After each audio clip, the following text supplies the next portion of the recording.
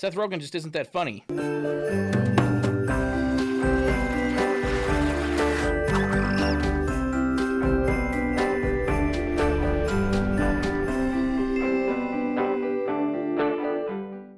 right, this video is brought to you by State Patriot. If you guys are in need, especially during this holiday season, of some patriotic apparel, we're talking hats, t-shirts, hoodies, neck gaiters, wristbands, you name it, pocket copies of the Constitution, go to statepatriot.com or visit them on Instagram and Facebook at State Patriot.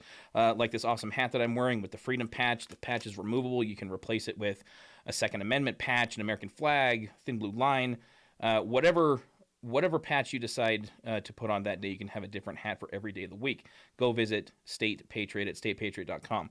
Also brought to you by my book, Never Off Duty. Guys, if you don't have a copy of this yet, I will put a link in the description section of this video. I've gotten some really great reviews on it. It'll give you a glimpse into the reality of modern-day policing. Go order your copy of my book, Never Off Duty, at DeAngeloPublications.com or through my website at OfficerNate.com. All right, if I'm an American white Christian man living in Israel, and I decide to produce a series that essentially mocks all of the customs and traditions celebrated by the people in Israel, and my content asserts that Israel is just an evil place and it's full of anti-Semitic content, it would make sense that my series is not well received, that it gets very poor ratings. Well, that's exactly what Seth Rogan did with his new series, Santa Inc. So Sarah Silverman and Seth Rogan star in this just poorly made, poor quality, just piece of cinematic garbage. So the premise of this particular series is that Santa Claus, okay, well, so there's a premise and then there's an underlying narrative, right? There's always an underlying political narrative in Hollywood. The premise is that, so Sarah Silverman plays the character of a female elf. Her name is Candy, and she wants to be Santa Claus' successor, right? Santa Claus is getting ready to retire or whatever, and she wants to be the next Santa Claus. Well, the underlying narrative here is that progressive thinking dictates that white Christian American straight men are out, right? We need to do away with them completely. They need to be canceled, and we need to replace them with women, with members of the LGBTQ, with members of minority groups, whatever it is, as long as it's not the evil, inherently racist and bigoted white Christian American male. Okay, so that's the underlying political narrative. And it's just awful. And they don't even try to hide it. It's not even a subtle political narrative. It's just right in your face from the very beginning. So we're going to watch a couple of clips taken from Santa Inc. Fucking assholes. It's like they save up a year's worth of shit for this one day. Send in the fighter jets! Sir, only 8% of kids under 10 don't believe in you. That's down from 12% last year. Wow! More American kids believe in you than they do in vaccines or the Holocaust. That's great. I mean, disheartening for America, but great for us. I'd be to have chosen the first black successor and... Oh! Mrs. Klaus, how awesome would I be to have chosen the first black successor and then the first woman successor? You know how firsts of any kind turn me on. Candy's a Jew, too. She checks off 2 boxes, woman and Jew. Holy shit. Holy shit. A woman and a Jew? I'll go from historic to, like, fucking legendary. Okay, so obviously this series is not made for children, okay? But then you saw in the very beginning that they took a little jab at capitalism, and I think it's hilarious that people like Seth Rogan and Sarah Silverman, who are very successful, very wealthy people who have exploited our capitalist system in America to become wealthy and to become successful. Yet here they are completely bashing America and capitalism and everything that makes America, America. Well, as you can see, Santa Claus needs to be replaced with either a woman or a black man or a Jew.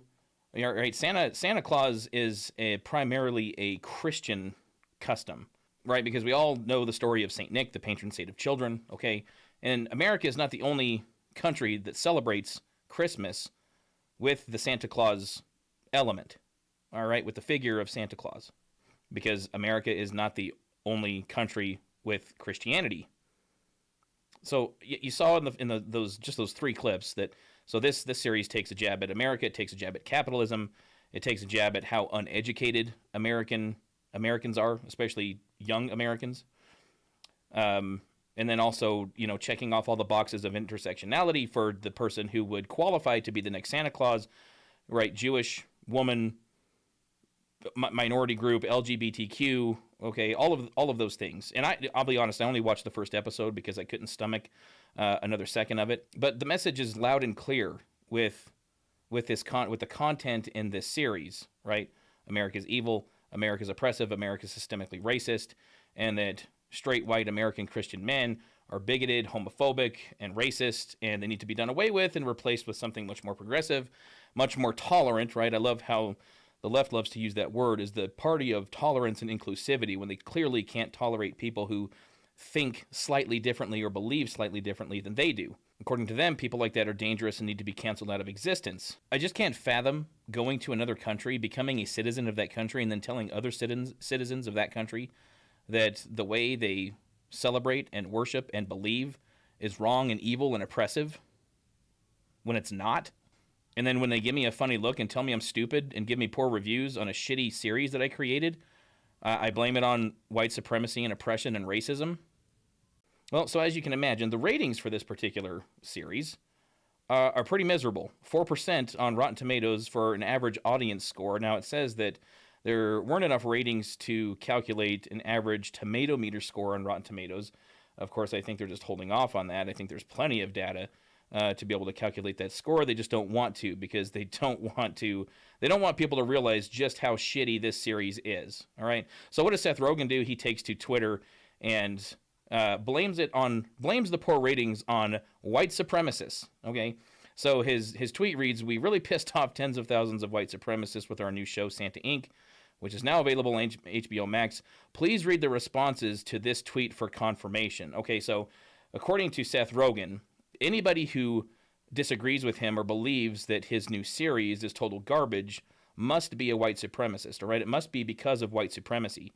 It can't be because 70% of Americans identify as Christians, okay? And the majority of people in this country are white, right? 75% of Americans are white people.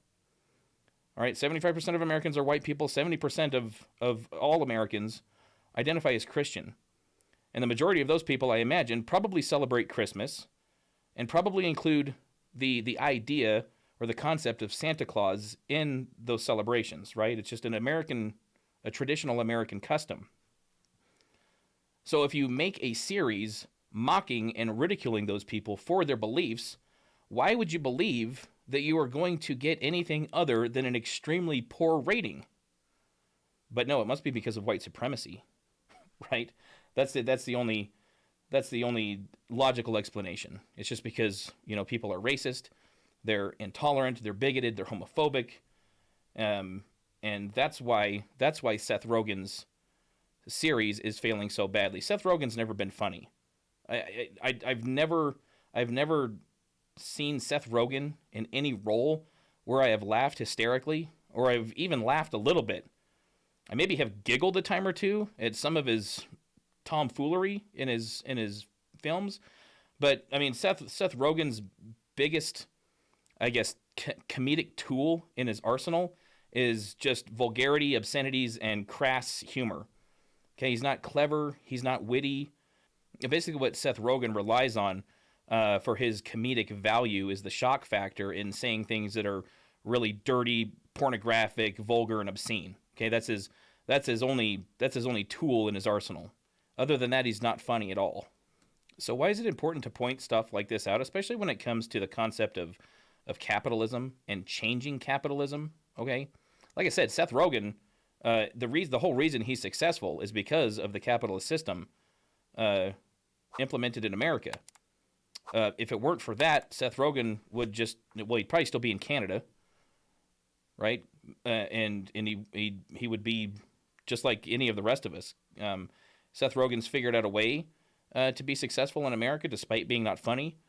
But when they go after capitalism, when they attack capitalism like this after having clearly exploited capitalism to their benefit, what I take from that is that they want to implement some sort of socialist policy to redistribute the wealth of middle class to lower class Americans, because they're definitely not going to want to liquidate and redistribute their own wealth, right? What they want to have happen is they want to implement this system so that they can be the oligarchs that have influence and power over the rest of us. That's what I think. I mean, because why else would you do that? Why else would you climb the ladder of success in a capitalist country and then turn around and attack it as though it's evil and oppressive? Clearly, Seth Rogan and Sarah Silverman aren't oppressed. So it's either that or they're just simply virtue signaling to the far left, trying to get brownie points with the woke culture, with the woke crowd. But it's obviously it's backfiring. You saw the ratings. Okay, and watch it for yourself if you feel like you need to. I wouldn't recommend it because it's just, you're just going to get nauseated and then turn it off after 15 minutes or less anyway. But clearly, based on something like this, there's no advantage to being woke. I can't imagine anybody who's woke, any part of the woke crowd, is a person who is happy and thriving in their life.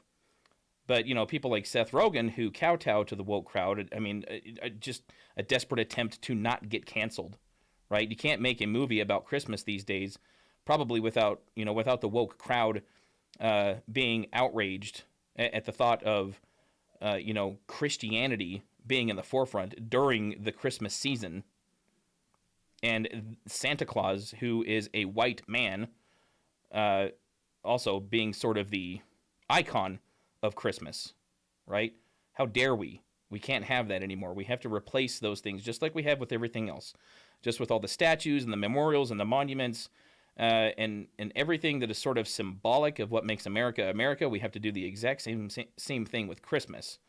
So Seth Rogan, just another entitled, spoiled celebrity who, biting the hand that feeds him at every turn, is a Jewish person who is in America, predominantly Christian, predominantly white, making fun of and scorning Christian white people because they are practicing their customs, their traditions, and their beliefs during the time of year where we have always practiced those same traditions, customs, and beliefs.